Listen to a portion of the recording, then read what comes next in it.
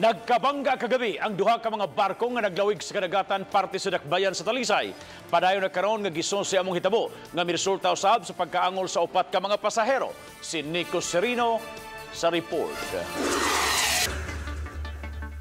Alas 8:45 kagabi nahitabo ang panagbangga sa duha ka mga barko sa may Lawis Ledge habig sa dakbayan sa Talisay. Naglambigit kini sa cargo vessel nga MV Ocean United ug Roro passenger vessel nga Fastcat M11. Ang Fastcat mao pauntay paglarga gikan sa Pantalan sa Sugbo ug mopaingon sa Tubigon, Bohol. Samtang ang Ocean United paingon sa Pantalan gikan kun diin kini giangkorahe. Human sa hitabo, luwas ra hinuon nga nakalawig pagbalik ang Fastcat pabalik sa Pantalan. Aduna kini karga 70 ka mga pasahero ug 12 ka mga rolling cargos o sakyanan.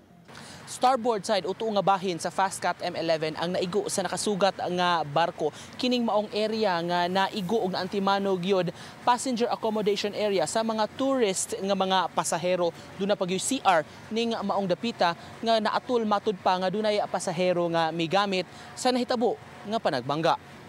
Tataw ang grabing pagkagusbat sa ibabawong deck sa Fastcat sa may passenger area.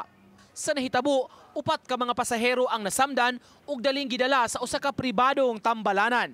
Giila ang mga naangol nga sila si Daniel Fuentes, Manuel Veloso Jr., Anacleto Digo Jr. ug Carrie Angelo Bilga.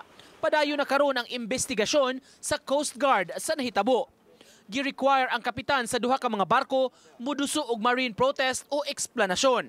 Wala hinoy nakita nga oil spill sa kadagatan bisan kun may parte sa engine room sa Fastcat nga nagusbat.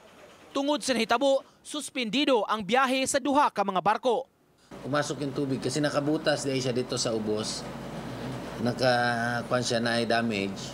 So, pumasok ang tubig sa engine room. Ang ginawa nila na buti hindi Dili, pag-abot dire, kay gamay lang naman siya ang butas. Pag-abot dire, ilang gisarado po ang main engine, gi-shutdown nila. Sa bahin sa Lawis Ledge, may traffic separation scheme nga giimplementar alang sa tanang barko nga mangagi. If you're going inbound ka, dito ka sa right side pag pumapasok ka. Pag going out ka, left side ka. Dito sa dulo, pinakadulo, dito siya na pang-abot. So, ang kapitan naman, lain man version. Sa Kapitan Picas po, lain man version. So, we'll check. Sa nahitabo kagabi, susihon sa Coast Guard unsay hinungdan sa panagbangga. Part ng investigation natin is to check kung sino talaga ang may kasalanan. Kay, kuan ko to, malaki man gud ang dagat, ngano man sila magkabanggaan pa, no? Nico Sereno, Balitang Bisdak.